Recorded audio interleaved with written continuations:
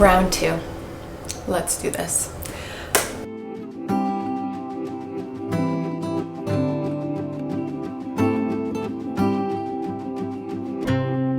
My name's Grace. I am a birth and postpartum doula. I am a mama to a 2-year-old boy, and today I want to tell you my unmedicated hospital birth with doula support story. Did I say that right? Unmedicated. I had a doula. I was at the hospital. It was my first baby, and it went great. It went right to plan, as some would say, but there are quite a few things that now I know as a doula I would like to have changed or had different. Either way, I hope you enjoy this story. Comment down below what kind of birth you had. If you have any questions about my delivery, and please like and subscribe to my new channel. I'm so excited to be here, to be able to have a platform to tell this story and talk about it just a little bit more. So I had my son in 2021, July 6th, 2021. My pregnancy was a unplanned pregnancy. Definitely was a surprise. I did not know until I was 9 weeks pregnant, and very much so had some intense morning sickness, and that's when I realized, oh my gosh, okay, I'm having a baby. So it was really shocking for us. I was 21, turning 22 when I had him, and the last 2 years have been amazing. Like, I could not imagine my life without my son now, and my world the way it is because of him. So it was a surprise in disguise, but it turned out great. And in my province, we have obstetrical care with your doctor, or we have midwifery care with a midwife. And midwives are crazy busy in the summertime. It is insane, the baby difference that we see in the summer versus in the winter. And so I applied for a midwife, but I did not get in. And I don't think at the time that I understood the difference between midwifery care and obstetrical care. I just saw on Facebook, apply for midwife. I was like, sure, let's do it. But I was still planning to birth in hospital and, possibly get an epidural. And so that's obstetrical care. Midwifery care, it's for anyone, but we want people who want to have home births to have access to the ability to have home births. And I was not on the vibe of having a home birth, but for my next birth, I will definitely be having a home birth if all the stars align.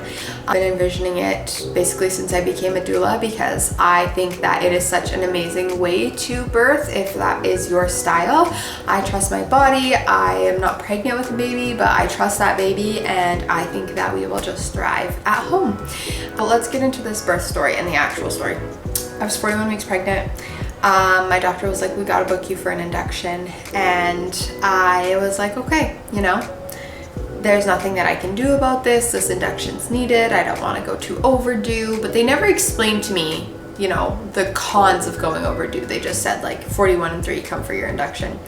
And so I was sad about that. I felt like I had to feel everything, and I had to grieve, and I had to be like, man, I really wanted to do this unmedicated, but if I have to get a induction, especially with Pitocin, I don't think I'm gonna be able to handle that, which I very much could have, and you can too. I actually did a podcast on this when Rhodes was 4 months old, 4 weeks old. He was still a tiny baby. So I'll put the link below down there. But we're gonna talk about a few things that slipped through the cracks in my delivery and things I would like to go differently for my next. I didn't even realize I was in early labor until recently. I woke up on July 6th. It was 4 a.m. and I just felt uncomfortable. Like I was just not doing good in bed. So I was like, I'll get up, I'll get on my ball, I'll do some affirmational work, and I'll drink my first cup of that red raspberry leaf tea, because I'd gone to pick some up, but I'm not really a tea gal, so I was like, this is my vibe. But I made one, took 2 sips, and then I ended up falling asleep back on the couch. And what I now realizing was my whole pregnancy I had done hypnobirthing education, and once I started to have contractions come on, I completely relaxed and hypnobirthed myself right back to sleep. I remember my partner kissing me at 7 a.m. to go to work, and I'm pretty sure I slept on the couch until 10 a.m. just absolutely exhausted. But I woke up chipper. I was super excited. We had planned stuff for the next 2 days, because I was like, I'm being induced. There is no way that I can still go into labor. I need that intervention. And so that day I woke up, I lived life. I took my dog for a walk. I nested hardcore. I repacked all of our hospital bags. I reorganized everything. I cleaned up the nursery. I washed all the sheets on our bed. And you know, when you're pregnant, by like 2 p.m, absolutely exhausted. So I'm going to lay down on my bed, which had no sheets on it because they were all in the wash, and I'm going to watch some Grey's Anatomy. And I'm going to drop a Grey's Anatomy spoiler, so if you haven't watched it or you are, fast forward a little bit. So I get into bed. I like crushed some Doritos. I watched this episode of Grey's where DeLuca dies, and it shredded me. Like, I bawled my eyes out. Super emotional. Another sign of labor coming on. I rested. I watched that show, had a good little emotional breakdown. Maybe it's just what I needed to release everything in my body. But when I went to go stand up at 4 p.m. on the dot, because I knew Curtis was going to be home by like 4:30, so I was like, well, you know, I should pull myself out of bed, make it look like I haven't been doing this. I stood up and my water broke everywhere. Like the typical movie scene gush where like I did the good like pregnancy like and I stood up and it just went. So that was great. We still have a stain on our bed frame from it. And I instantly freaked out because I was a first-time parent. I didn't do childbirth education. I didn't really, you know, get advice from my doctors on what to do, when to come in. They just gave me a card and said like, call this when something happens or your water breaks. And so this was so freaky. So the doctor that I had met earlier that week, we'll just call her Dr. W, she was the first doctor to like look at me and ask me, what do you want for your birth? Do you want to go medicated, unmedicated? She was the doctor that said that, you know, at the end of the week we'll be inducing you. And that was the first appointment where I was probably in the room for more than 5 minutes. And she actually like talked with me and taught me stuff. And she gave me her cell phone number because I was hesitant. At the time, my intuition was saying like, I don't want to be induced. I don't want to be induced. But it was the fact that like, obviously I didn't know that I could advocate to go post dates if that's what I wanted to do. And so she gave me her phone number and I grabbed my phone and I called Curtis, and he's getting a haircut. And he thinks that like, I'm just calling him to see where he is. So he like declines my call. And I was like, this dude. So I call him again and I was like, my water broke, you need to come home. He's like in the middle of a haircut because we've been planning to be induced later that week. We were gonna go for dinner with my grandparents and my mom and drop off our dog. And so like, you know, no concept of that I could go into labor. So I'm like walking, and every step I take, there's like more fluid spilling out of me onto the floor as I'm laughing. And I look at my phone and I go to hit Dr. W's contact that she gave me to call her to tell my water broke, and she calls me. And I was like, hello? And I was just like so skeptical by the fact that she called me right when I was about to call her. I was like, this is a sign, it's gonna work out great. And she was like, hi Grace, I just wanna let you know that you can come in for 8:30 on Thursday for your induction. I was like, I just wanna let you know that my water just broke. And she was like, I could tell she was in the car, which meant that she was on her way home. And I was like, oh, I'm gonna come to the hospital. And she's like, oh, well, I'm on my way home, so you'll have a different doctor. And it broke my heart because I like finally felt confident with her. I felt comfortable with her. You know, the doctor that was going to deliver Rhodes, I had never actually met. She was on maternity leave for my whole entire pregnancy. And this was like her very first shift back. So that was kind of disappointing, but I, you know, wasn't too upset about it. I didn't really care. I was like more excited to just have my baby. Curtis comes home, God bless. My mom comes to our house to grab our dog and put bed sheets on my bed and wash my bedroom and my floor for me because there's amniotic fluid all over it. We're on the phone. I could tell a doula trick is taco. So when your client's water breaks, you'll teach them taco. Time, amount, color, and odor. And so she's like, you know, oh, like it was 4 o'clock on the dot. And I was like, it broke everywhere. It's like every step I'm taking, there's more water coming out of me.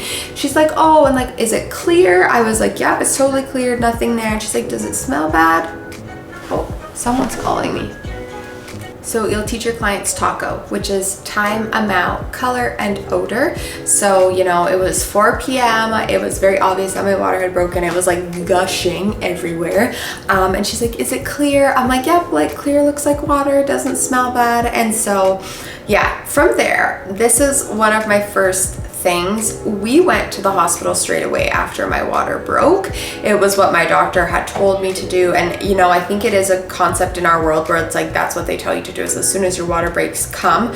But there's so many different parts of context to that where I think we could have stayed home a little bit longer. I think Curtis could have eaten, you know, had a true shower and gotten ready. We were like very rushed, not realizing we had time. But also, my contractions picked up 3 minutes apart straight off the bat as soon as my water broke. It was quite intense. Like, it was not like, you know, usually women will go into labor 4 hours after their water breaks and things will slowly build. It was like boom, boom, boom, it felt like to me. So my water broke about an hour ago and we're just gonna go to the hospital now to get checked out. I remember looking at him and being like, wow, this feels crazy already. How am I going to do this 30-minute car ride to the hospital? And I was in the shower shaving my legs, and I don't even know why, but I was so worried about that. It felt so nice already to be in the shower with those contractions that getting out was not the vibe. So we like hobble down to the car. I'm like leaking water everywhere still. And we get into the vehicle and sitting down is just not for me. I don't like it at all. Curtis was like, hey, can we stop at the gas station to get an energy drink? Like, I'm gonna be exhausted if this is like an all-nighter kind of thing, because usually labors are, you know, 12 to 24 hours. Mine was 5 hours. So maybe I should call this my 5-hour unmedicated hospital delivery with doula support.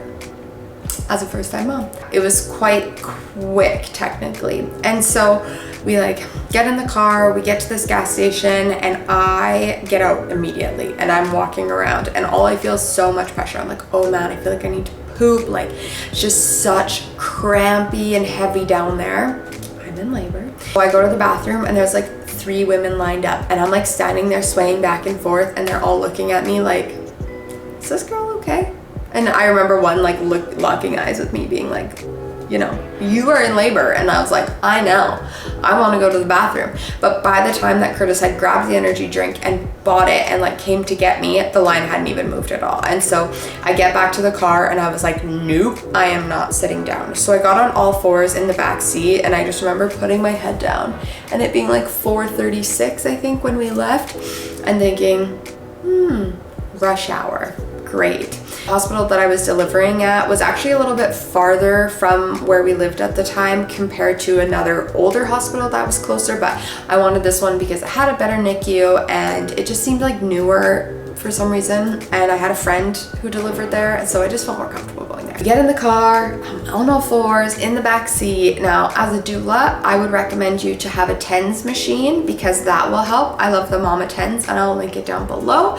I would recommend you to have a wooden comb for labor for the pain gateway theory. I'll link that down below, and I would recommend that you know, put some headphones in, maybe an eye mask, and just be calm and relaxed. Obviously, you want to be as safe as possible, but there was no way in Murphy that I was going to sit down on my butt, and I've seen clients do the same on their way. So it was also summertime. We felt much safer doing that, and that drive went like that, thankfully.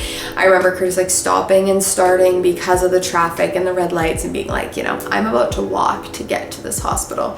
Their contractions are still 3 minutes apart and moving. We like, you know, hobble up to labor and delivery with all of our stuff. I don't even think we paid for parking. I just went in, and I remember them asking me to put on a mask and all the COVID questions, and I'm like, I am in labor.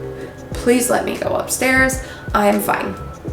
So we get upstairs and it was chaotic. So there was 11 babies and 3 sets of twins born that day. It was a full moon, so it was just like so busy. And I walk up to the front desk, I give the lady my details, and I remember her like looking at me after a contraction and being like, yeah, we need to get this girl into a room. She's in like labor. And so they bring me to one of the admitting rooms, and there's 2 beds in our admitting rooms, and then there's just like a curtain in between. So I get a cervical check, which now as a doula, you know, when you get admitted to the hospital, they usually like to assess your dilation, but you could also tell by my contractions and my water rupturing that I was in active labor. The cervical check was not truly necessary, but I was 3 centimeters. So that was like a little boost, like, oh, I had a cervical check and a sweep done the day before because I was 41 weeks with my doctor. I was not dilated at all, which is totally normal. Dilation doesn't mean anything.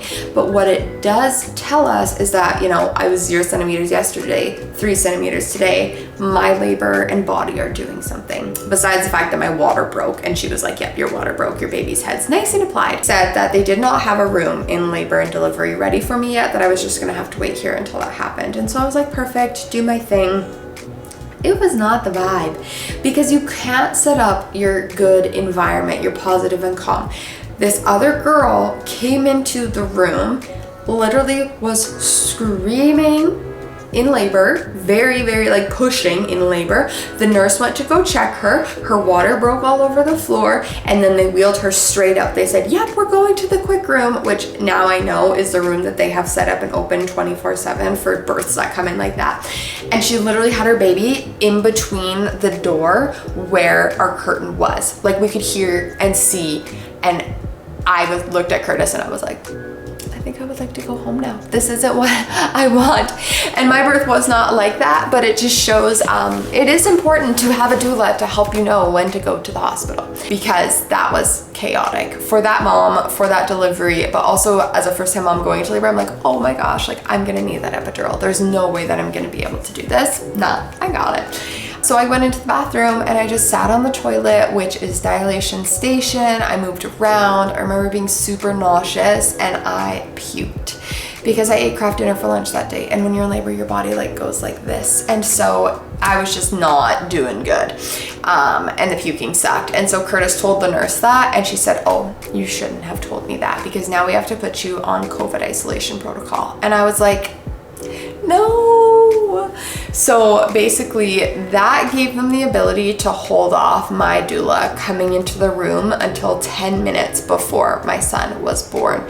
They were like, we have to check with the charge nurses. We have to check with this person, your doctor. We have to wait for your swab to come back. Like it was just like this whole kind of circling the drain of not being able to access doula care even in today's medical system. Not that they didn't maybe per se want me to, but it gives them the ability to, you know, hold off on me having access to that extra support person who would have probably said, you know, no, she doesn't want these extra cervical checks, because I got 2 more after that before I was pushing, and, you know, no, she doesn't want the bands on 24/7. But anyways, that was another thing that slipped through, was then my partner had to wear a full face shield and a gown, shoe covers, mask, and everything. But in this time, I was still in admitting. And so I was waiting for them to take me over, and they did. And then I was 5 centimeters once we got there. But I looked at the nurse and I was like, yep, I want that epidural. And she is lovely. I work with her now today as a doula, and she knew that I wanted to go unmedicated. I had told her when I first got there, and she's like,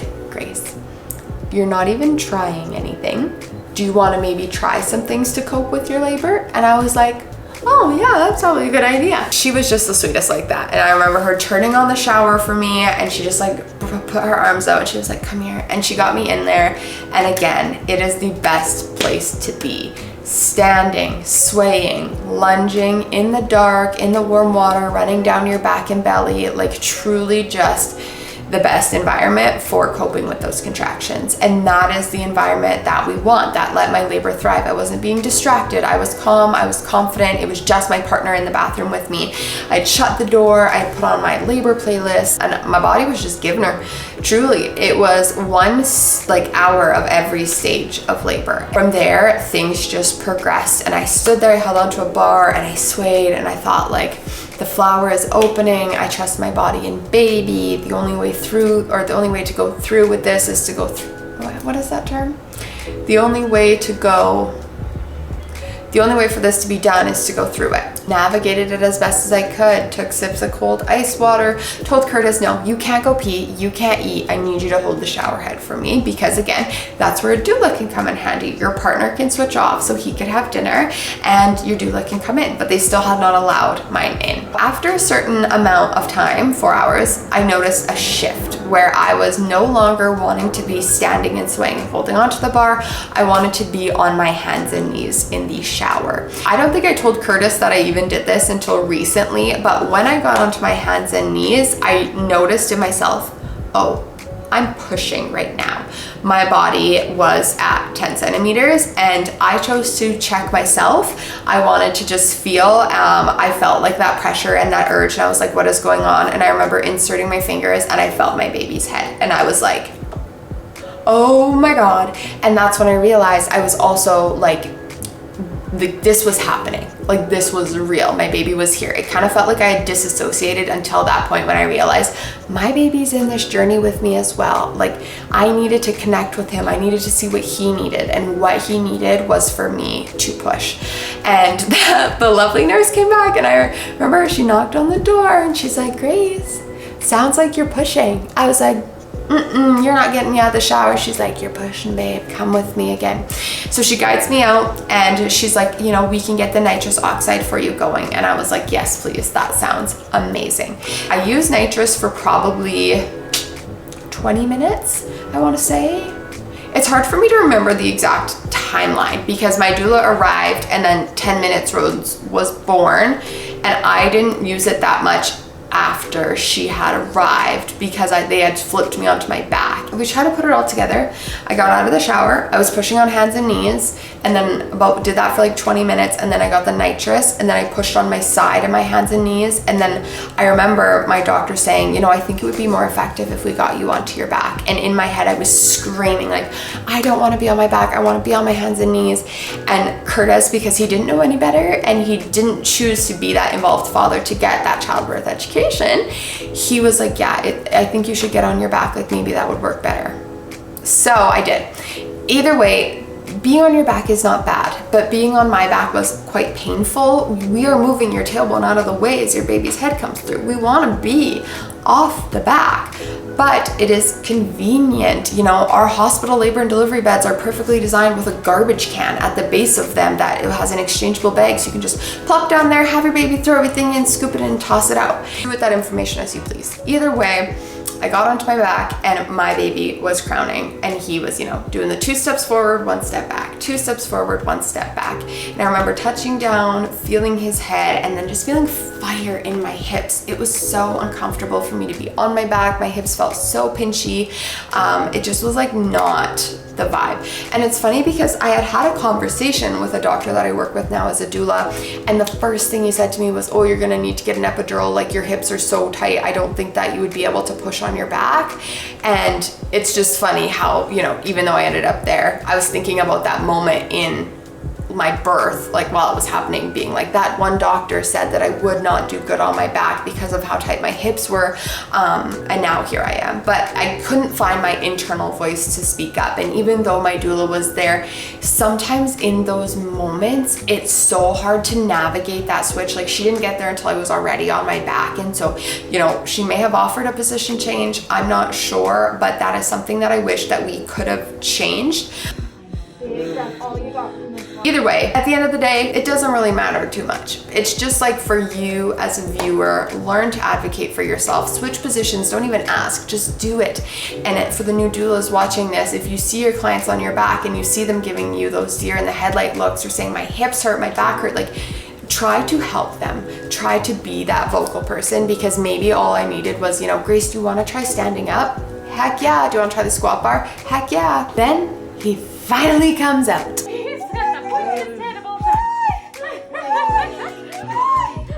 And my doctor did a 1-step delivery, which again for the doulas is when baby's head comes out and they just kind of pull the rest of the body out. Versus a 2-step is the head comes out, they allow baby to do a rotation in the next contraction, and then the body comes out. So she kind of just like delivered Rhodes onto my chest, and that's when I named him Rhodes. All I could think about was like, hi Ro, hi my boy. I was so excited, and it was just blissful. Like I remember like smelling him and kissing him, and I was stimulating him. I might just insert the video here for you guys to watch it. Oh, I bet you're so sad, but you can try to clean up with love. Oh, Hey, you're okay. To just kind of see what that experience was like, but it was everything. It was so lovely. I love birth. That's just the best moment. But Next thing that slipped through the crack, and this one I think I'll forever be peeved about in a sense, because the nurses knew what I wanted, my doula did know what I want, and it's just so sneaky the way that they did it, but was delayed cord clamping. And what delayed cord clamping is letting the blood flow from your placenta to your baby. In our hospital systems, they do 1 minute. That is their version of delayed. That is not enough. It should be longer. That is not enough. We want to let that cord turn completely white. And what my nurse did was she looked at my partner and she said, Curtis, do you want to cut the cord? And he said, yes. And he knew that I wanted delayed cord clamping, but he didn't know to what extent I wanted it, which was waiting until white. And so that gave them the consent to clamp and cut the cord, which in my head I was like, no, I don't want it, but they did it and it is what it is. And you know, they say, well, your baby might get more jaundice. My baby still got jaundice. You know, I've heard doctors say, you know, you might have a chance of bleeding more. Okay, I could get a Pitocin injection if I was bleeding more. It was a super positive experience for us.